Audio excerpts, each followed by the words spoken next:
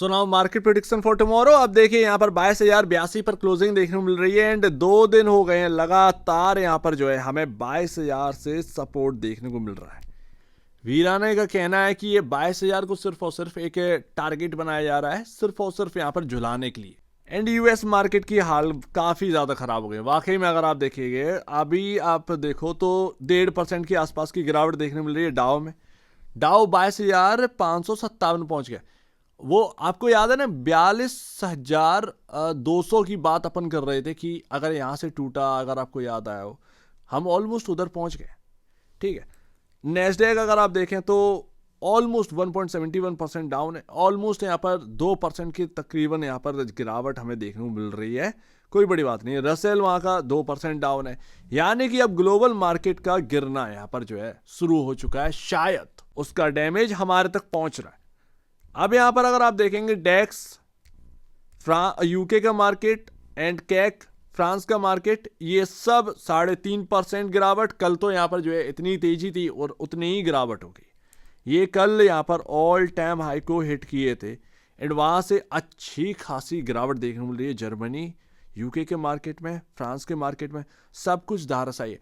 Global बुरी तरीके से यहां पर टूटा है। हालांकि यूरोप ने वो गिरावट फेस नहीं करी है जो कि इंडियन मार्केट्स ने यहां पर जो है ना फॉल देखा है। लेकिन इस बीच एक अच्छी बात यह है कि ब्रेंट आप देखिए 70.22 पर पहुंच गया। क्रूड अगर आप देखें तो 67.36 पर पहुंच गया। ये इंडियन मार्केट्स के लिए काफी अच्छा है कि कच्चा तेल यहां पर काफी सस्ता हो गया। $70 यहां पर जो है हिट करके। लेकिन एक बुरी चीज है, ये ग्लोबल यहां पर मंदी का भी यहां पर संकेत है, क्योंकि ब्रेंट का 70-72 के पास होना ये इंडियन मार्केट्स के लिए अच्छा है।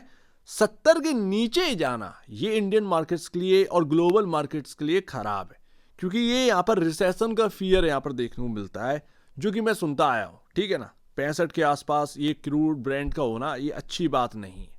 ठीक है, 70, 71, 72 ये इधर की तरफ यहां पर रहे ब्रेंट, ज्यादा बेहतर यहीं पर होता है। 70 के ऊपर रहना चाहिए एंड 72 के आसपास यहां पर जो है होना चाहिए, बस इससे ज्यादा नहीं। 80 वो काफी ज्यादा हो जाता है। तो ये बात यहां पर है। तो देखते हैं यहां पर क्या रहता है, बट कुल मिलाकर अभी तो यही देखने को मिल रहा है। लेकिन अच्छी सिचुएशन देखने को मिल रही है, लेकिन 70 के नीचे जाना ये काफी खराब होगा। एंड डॉलर इंडेक्स का लगातार गिरना हो रहा है भाई। $106 पहुंच गया। हमें याद है $105 के आसपास आते ही FIS की सेलिंग जो है स्टार्ट हो जाती। हम 105 को तोड़कर 110 पर पहुंच गए थे। अब हम वापस से 105 की तरफ है। तो वो कूल ऑफ हुआ है, अच्छा खासा कूल ऑफ हुआ है। ये एक अच्छी बात भी है, प्लस पॉइंट भी है। लेकिन इसका फायदा क्या, हमें इसका बेनिफिट नहीं मिल रहा और शायद अभी मिलेगा भी नहीं। एंड देखो बॉस, क्रिप्टो भाई क्रैश कर गया है सब कुछ। डैश जो कि मैं ऑलरेडी कवर कर चुका हूं, ये हम बिटकॉइन, नेक्स्ट बिटकॉइन कहते थे because of number of coins की वजह से। बिटकॉइन के बराबर है एंड बिटकॉइन से बेटर ये कॉइन देखने को मिलता है, इसका परफॉर्मेंस ज्यादा बेटर देखने को मिलता है। डैश हो, रिपल हो, कोई भी नाम आज की डेट में आप ले लीजिए, सब के अंदर इतनी बुरी फॉल है कि आज की डेट में सब पछता रहे। वाकई में इसको ना मतलब ट्रम्प के रिगार्डिंग देखना ही नहीं चाहिए था। क्रिप्टो मार्केट किस तरीके से काम करता है पता नहीं, आई डोंट नो, बट यहाँ पर जो है ना बड़ा क्रैश हमें जो है क्रिप्टो मार्केट में देखने मिला है। बिटकॉइन 20% टूट गया है ऊपरी ओर से। बिटकॉइन 20% टूट गया है, उसके बाद क्रिप्टो करेंसी का सोचिए क्या हाल हुआ होगा। ये तो यहाँ पर आप कह सकते हैं बिटकॉइन को ही तवज्जो देते हैं ऑलमोस्ट। उसके बाद जितने भी कॉइन आते हैं, लाइट कॉइन, वाइट कॉइन, जितने भी हों, वो सब यहाँ पर जो है ना उन कॉइन्स को ज़्यादा तवज्जो दिया ही नहीं जाता एक्चुअल बेसिस पर। रियलिटी फैक्ट यही है। लेकिन क्या होता है, होप होती है कि भाई मेरा कॉइन भी बिटकॉइन बनेगा, तो वो बात आ जाती है। हालांकि यूएस के अंदर क्रिप्टो समिट है, तो ऐसा नहीं है कि ट्रम्प के कार्यकाल में जो गिरावट अभी देखने को मिल रही है, क्या पता वो 4 साल में क्या क्रिप्टो बन जाए, कोई भरोसा नहीं, कुछ भी भरोसा, क्रिप्टो मार्केट का भरोसा नहीं। ये कुल मिलाकर ये बात। और क्रिप्टो गया, यहाँ स्टॉक्स का भरोसा नहीं है यार। 60% की फॉल हो गई। क्रिप्टो गया, ये दूर की बात। स्मॉल कैप इंडेक्स की बात करेंगे। अपन ने बात करी थी कि यहाँ पर एक रेंज है जो कि काफी इंपॉर्टेंट रही, 6939 एंड 6540। स्मॉल कैप 50 इंडेक्स की बात करो, 6939 से ये घूम रहा है बार बार, बट ऊपरी और एक रेजिस्टेंस है, जहां आपकी क्लोजिंग हुई है वही एक रेजिस्टेंस है। क्या यहां से गिरावट स्टार्ट होने वाली है स्मॉल कैप के अंदर, गॉड नोज।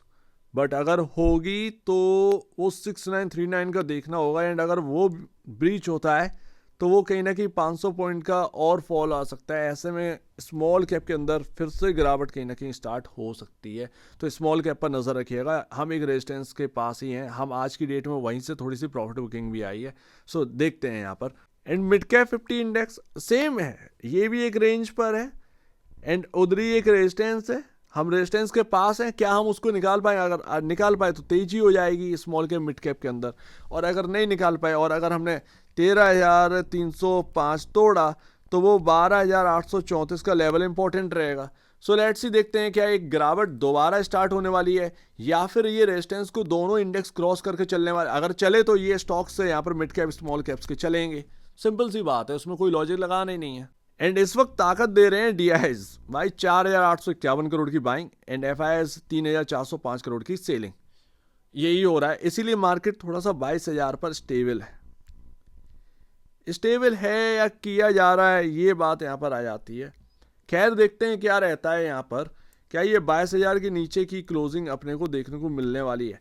अब कल यहाँ पर एक्सपायरी है, ठीक है, सेंसेक्स की एक्सपायरी है, निफ्टी की भी एक्सपायरी। अरे सबसे बड़ी बात कि ये जो आपका एक्सपायरी वाला डे है वो चेंज होने वाला, थर्सडे की जगह अब मंडे हो जाएगा, ठीक है, अप्रैल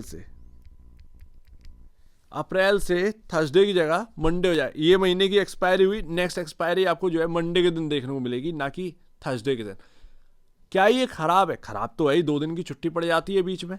तो ये पूरी तरीके से अब जो है आज की डेट में चीज़ें खराब ज़्यादा हो रही हैं कंपेयर टू अच्छी की जगह। थर्सडे होता था, पता नहीं क्या मूड माहौल है, चेंज कर दिया 2 दिन की छुट्टी के बाद, फिर यहाँ पर जो है सीधा यहाँ पर है अपना एक्सपायरी के दिन ओपन होगा। कैसा ओपन होगा, क्या ओपन होगा, पता नहीं है क्या कर रहे हैं ये लोग। बट अप्रैल में अब एक्सपायरी जो है वो मंडे के दिन स्टार्ट होगी, ना कि अब थर्सडे के दिन। एंड लास्ट एक बात तो क्लियर है कि ये जितने भी कॉल पुट वाला है पर्सन, छोटा ट्रेडर, स्मॉल ट्रेडर, इसको मार्केट से एग्जिट करवा दिया है बिल्कुल। आप देखिएगा शायद मंडे के दिन इतने लॉसेस होंगे कि पूछो मत। हाँ, ये रियलिटी है। थर्सडे के दिन था ज़्यादा बेहतर था, मंडे के दिन कर दिया बेहतर नहीं है, ठीक है। तो ये देखते हैं क्या रहता है, बट बहुत ज़्यादा ख़राब कर दिया वाकई, बहुत ज़्यादा यहाँ पर जो है ख़राब कर दी गई हैं चीज़ें।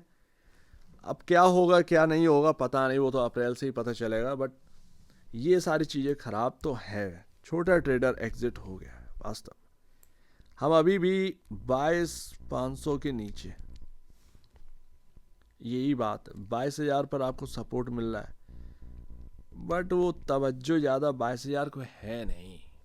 ये है आज जो फॉल आई है यूरोपियन मार्केट में, US मार्केट में, कल क्या होगा? कल एक्सपायरी है सेंसेक्स की, BSE की, उसके बाद यहाँ पर निफ्टी की एक्सपायरी है।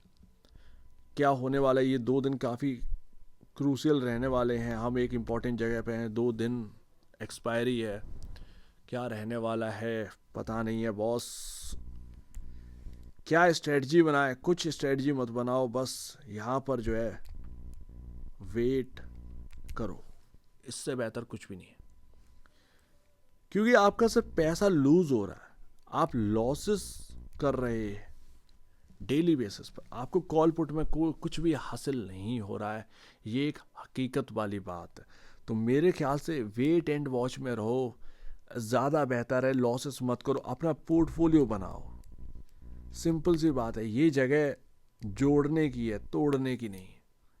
अच्छा, ये यूरोपियन मार्केट और US मार्केट फॉल कर रहे हैं, इसका रीजन क्या है? टैरिफ, रिश्ते नाते खराब, ठीक है ना, रिश्ते नाते खराब रिलेटिव से, अब वो तो सबके ही है खैर। तो यहाँ पर टैरिफ यहाँ पर जो है ना वो प्रॉब्लम दे रहे हैं यूरोपियन मार्केट एंड फिर US मार्केट। US वाले इसलिए डरे हुए हैं कि तुम रिश्ते नाते खराब कर रहे हो, तुम काफ़ी चीज़ें खराब करते चले जा रहे हो और धक्का लग जाएगा कहीं ना कहीं US को। एंड यूरोप डरा हुआ है कि भाई उसका इकोनॉमी थोड़ा सा यहाँ पर बेटर होने की कोशिश कर रही है, एंड ये टैरिफ लगा दें तो फिर क्या ही फ़ायदा। तो ये बात, तो तुम ना वेट एंड वॉच करो, कोई कॉल पुट में काम मत करो, बस मैं तो यही कहूँ, कोई कॉल पुट में काम मत करो। और करना है तो भाई 5 मिनट का कैंडलस्टिक चार्ट ओपन करो एंड देखो कि क्या चल रहा है। और इंटरडे में आपका फोकस स्क्रीन पर होना चाहिए, क्योंकि अगर स्क्रीन से आपकी नज़र हटी तो फिर यहाँ पर कोई मतलब नहीं। और वैसे भी इंडेक्स को मैनेज किया जा रहा है बॉस, पूरा का पूरा मैनेज है। उस दिन HDFC बैंक और रिलायंस कितना नीचे थे, उसके बाद भी ये भाई साहब प्लस पॉइंट में चले हुए थे। सब लोग यही कह रहे थे कि ऐसा क्या यहाँ पर चल रहा है जो कि यहाँ पर निफ्टी को प्लस में ला रहा है। इवन IT भी नीचे था, क्या चल रहा था उस दिन पता नहीं। तो उससे साफ साफ पता चल रहा था कि स्पेकुलेशन चल रही है इंडेक्स के अंदर। तो तुम थोड़ा सा बचने की कोशिश करो। मैं तो कुछ नहीं बोलूँगा भैया, ये पता नहीं क्या चल रहा है क्या नहीं चल रहा है। इंपॉर्टेंट बस यही है, वो 21,700 800 ये इंपॉर्टेंट जगह है। ऊपर ही में 22,500 इंपॉर्टेंट जगह है। इससे ज़्यादा तुम क्या ही देखोगे, सिंपल सी बात। तो थोड़ा सा बचा के चलो, पैसा काफ़ी लूज़ कर जाओगे, लॉटें वैसे भी महंगी हो गई हैं। और करना ही है तो 5 मिनट का कैंडलस्टिक चार्ट ओपन करना और यहाँ पर इंटरडे में देखना, क्योंकि मैं इंटरडे की बात, इंटरडे में तुम ही समझोगे, मैं तो यहाँ पर बात करके छोड़ रहा हूँ, ठीक है ना। 22,000 टूटेगा, उसके नीचे चालू हो जाएगा सेलिंग, सीधी सी बात है। और 22,000 कैसे भी करके बचाने की कोशिश कर रहे हैं, बचा नहीं रहे, मैनेज कर रहे हैं, मैनेज कर रहे हैं बस, और कुछ नहीं है। वो मैनेज करने की कोशिश कर रहे हैं कि कैसे भी बचे। सो उम्मीद है काफ़ी कुछ आपको समझ में आया होगा। कुछ है नहीं मार्केट के अंदर अगर आप सही बात करें तो। लेकिन मैं यही कहूँगा कि तुम ना अगले 5 साल के लिए अपना पोर्टफोलियो जोड़ो। 5 साल के लिए पोर्टफोलियो जो है ना जोड़ना स्टार्ट कर दीजिए। क्योंकि मान लीजिए कि यहाँ से फॉल आती है और यहाँ से टूटता है निफ्टी 20,400 जाता है, तो ये जो 10% की करेक्शन होगी ना, जो कि करेक्शन 22,500 से स्टार्ट हो चुकी है, ठीक है, 2,000 पॉइंट घटने की। तो इस बीच में आपको ना स्टॉक्स में काफ़ी मौके मिलेंगे, ठीक है। तो वो जब मार्केट सही हो, क्योंकि मार्केट सही होना है, ऐसा नहीं है, कुछ ऐसा नहीं हो गया कि सब कुछ धाराशाही हो जाए, ठीक है ना। तो अपना ना पोर्टफोलियो पर ध्यान दीजिए।